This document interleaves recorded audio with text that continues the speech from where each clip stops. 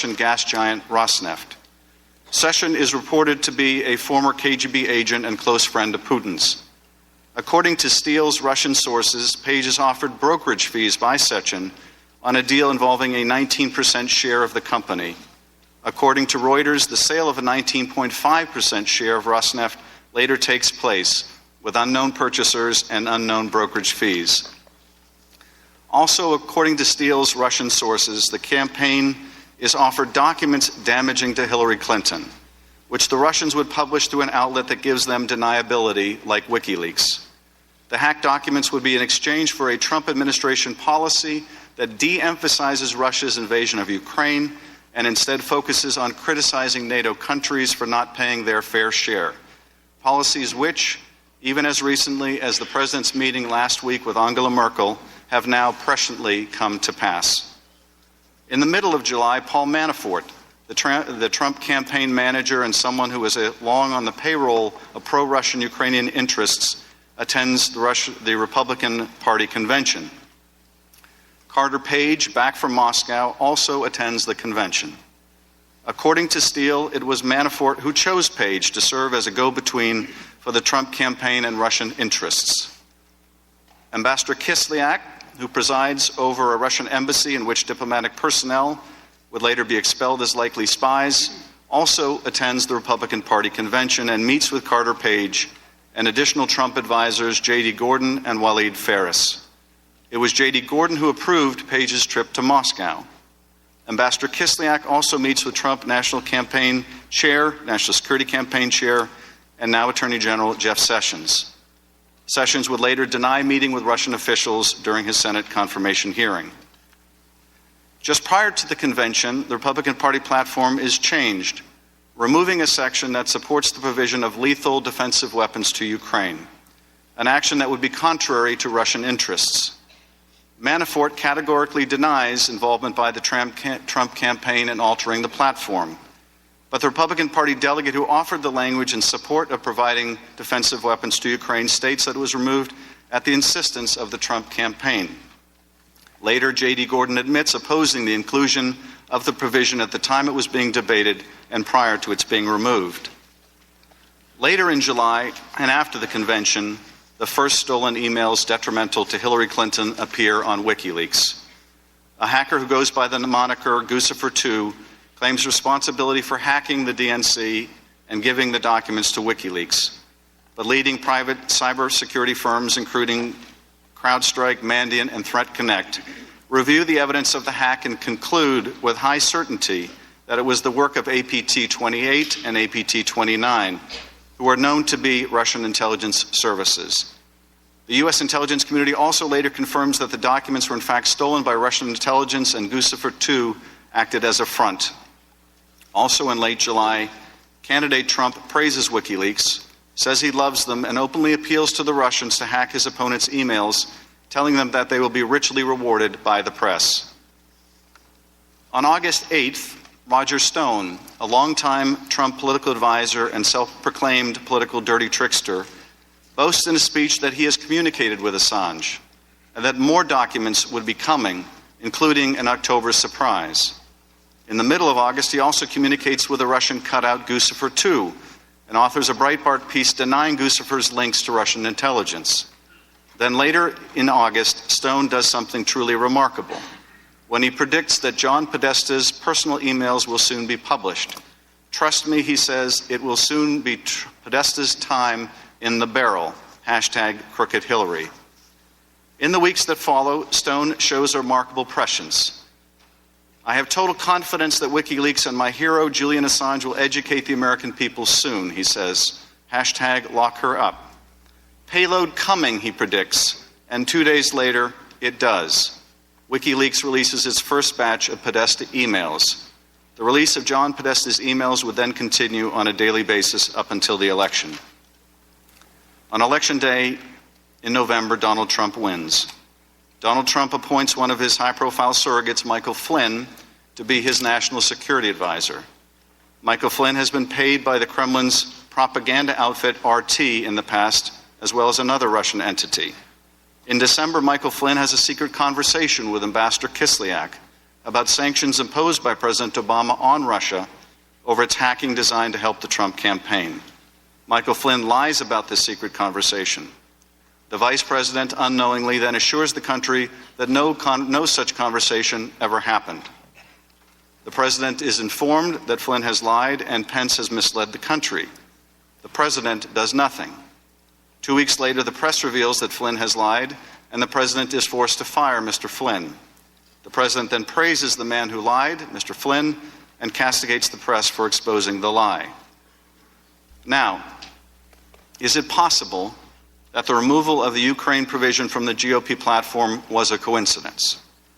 Is it a coincidence that Jeff Sessions failed to tell the Senate about his meetings with the Russian ambassador, not only at the convention, but a more private meeting in his office and at a time when the U.S. election was under attack by the Russians? Is it a coincidence that Michael Flynn would lie about a conversation he had with the same Russian ambassador, Kislyak, about the most pressing issue facing both countries at the time they spoke, the U.S. imposition of sanctions over Russian hacking of our election designed to help Donald Trump? Is it a coincidence that the Russian gas company Rosneft sold a 19% share after former British intelligence officer Steele was told by Russian sources that Carter Page was offered fees on a deal of just that size? Is it a coincidence that Steele's Russian sources also affirmed that Russia had stolen documents hurtful to Secretary Clinton that it would utilize in exchange for pro-Russian policies that would later come to pass? Is it a coincidence that Roger Stone predicted that John Podesta would be a victim of a Russian hack and have his private emails published, and did so even before Mr. Podesta himself was fully aware that his private emails would be exposed? Is it possible that all of these events and reports are completely unrelated and nothing more than an entirely unhappy coincidence? Yes, it is possible. But it is also possible, maybe more than possible, that they are not coincidental, not disconnected, and not unrelated, and that the Russians use the same techniques to corrupt U.S. persons that they employed in Europe and elsewhere. We simply don't know, not yet, and we owe it to the country to find out. Director Comey, what you see on the dais in front of you, in the form of this small number of members and staff, is all we have to commit to this investigation. This is it. We are not supported by hundreds or thousands of agents and investigators with offices around the world. It is just us and our Senate counterparts. And in addition to this investigation, we still have our day job, which involves overseeing some of the largest and most important agencies in the country. Agencies which, by the way, are trained to keep secrets. I point this out for two reasons, and I'm wrapping up, Chairman. First, because we cannot do this work alone, and nor should we. We believe these issues are so important that the FBI must devote its resources to investigating each of them thoroughly. Ladies and gentlemen, we're going to take a break. That was Ranking Member Shift, and very interesting stuff. I do have some thoughts when we come back, obviously, and you're going to hear it right here on For the People. Don't go anywhere. We'll help you survive this thing called life. We're for the people, for the people, for the people, for the people is there. It's unlike anything you've ever been through in your life, man. I was driving. This kid threw a grenade at us and went right over our vehicle. It was 12 years old. The shockwave went through my head, rattled up my brain, and left. Danger is around you 360 degrees at all times, and you can't unlearn that. It's impossible to describe the sacrifices these men and women have made to protect our freedoms. And the job of rebuilding their lives is massive and growing every day. Many will need the programs offered by the Wounded Warrior Project for years to come. I didn't know what PTSD was. All I knew was I was having nightmares. And when I got released, my reintegration was go check in at the VA, man. My first coping mechanism was use drugs. Just numb it, don't feel anything. I was angry. I'm trying to pull myself out of that right now. Your gift today of $19 per month will honor and empower these veterans so they can aid and assist each other. The Wounded Warrior Project is a life raft. I can say this without question that I wouldn't be here today if it weren't for it. Wounded Warrior Project is the first step, getting back out into the world and reforming yourself outside of the service. Call or go online with a pledge of $19 a month. You'll receive this Wounded Warrior Project blanket, and your gift will provide critically needed programs that rebuild lives. That was my first feeling of actually being a part of something bigger than myself again. Well, I lost a few really close friends overseas, and if I quit, I'm going to let them down, and I'm not about to do that. I'm learning to face my fears head on. To trust and see what happens at the end. It's a long process, but I had the drive and desire. Please, call or go online with your gift right now. The internet is a big place, but 123 Ready TV has made it easy to start enjoying all of the current movies you enjoy and those movie classics. What if I told you that you could start streaming everything now and all the latest movies for just $19.99? And it's a one-time charge, not monthly. 123 Ready TV is a media app that you can have on your PC or your Android phone. You see, this app allows you to stream movies and TV shows, weather, and anything you already have on your PC or your phone or on the internet. Plus, no commercials. Find out why so many people are using this amazing media player. Start saving money and start enjoying all your favorite TV shows now and movies for just a one-time payment of $19.99. To get yours, go to forthepeopleshow.com. That's forthepeopleshow.com and click on the store page for your 123 Ready TV.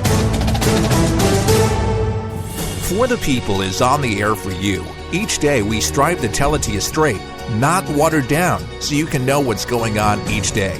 Our show is different from many of the others on air. We're not afraid of the PC police, and we explain our position, at the same time understanding the left's position and what we can do to further a conservative agenda for America.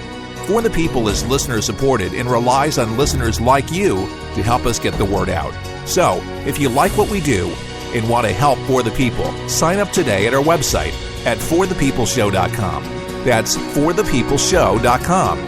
Your support allows us to report the news fearlessly and guarantees our survival on the air.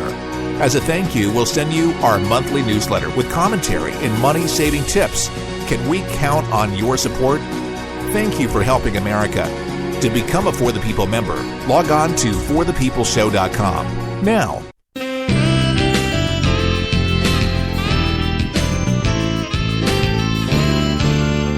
For the People continues on a Monday. The Russians, how involved were they?